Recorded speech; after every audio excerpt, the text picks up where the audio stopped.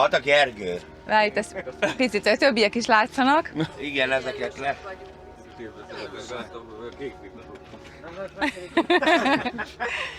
Szia! Szia! Elmondod, mi történik most itt, miért vagyunk itt? A kisfiamnak születésnapja van, és szeretnék neki egy különleges születésnapot. Ákos, szia Ákos! Hány éves vagy Ákos? 7. Ez már egy komoly férfikor.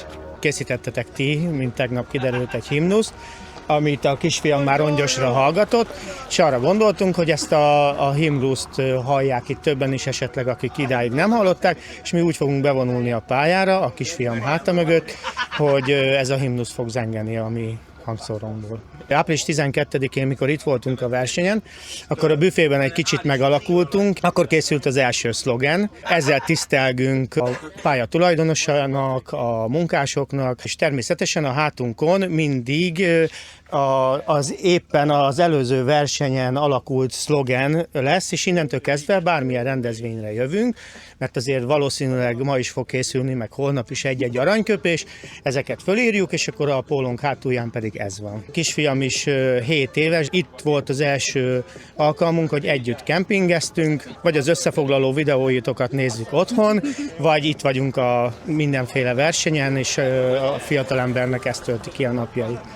Mindig ilyen szép számmal vagytok itt? Igen, ez a szűk kör, ez a mi kis csapatunk. Szerintem egy 25-30 fős társaság fog szurkolni a magyaroknak, meg a külföldi kedvenceknek.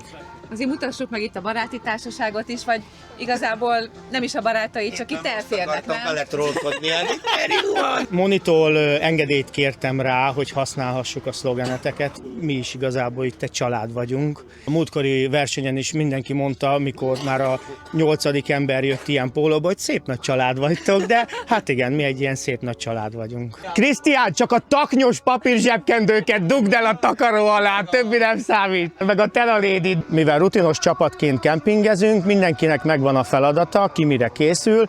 Általában én vagyok az ellátmányos, ez az én részlegem itt. Én szoktam pácolni a húsokat, főzni a pörköltet, vagy most is egy jó gulyásleves készült. Reggelire már megsütöttem a húsikat a társaságnak. Ez a beszélgetős sarok, középen a kis kávéfőzővel. A fiatalember, ő a hangulatfelelős, már amikor nem telefonál éppen. Ha esetleg azt is megmutatnád, az a telefon póznánk, ott a legjobb a térerő.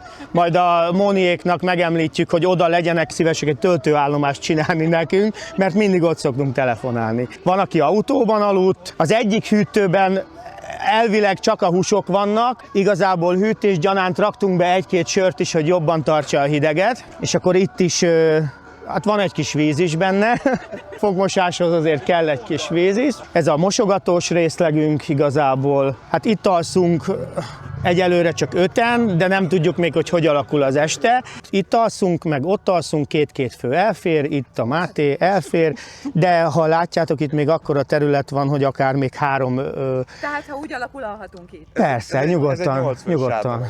Ez bármennyi lehet. Krisztián reméljük, hogy elrakta a gyanús elemeket, és akkor a Krisztiánék pedig itt alszanak a családjával.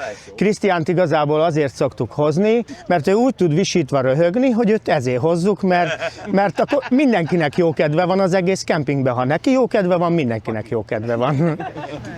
Már tudod, mi hiányzik? A muskátli. Jó, ha fölveszitek, legközelebb hozunk 2 darab muskátlit, és kiakasztjuk ide a sátorra. Jó, rendben van. Augusztus közepén robban a bomba, a nép meg a gép idén is tolja.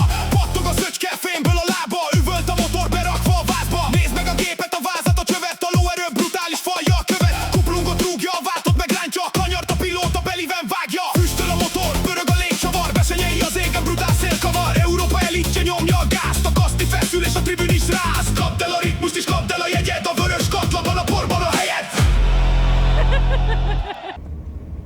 És ez hol lesz majd? Na, na!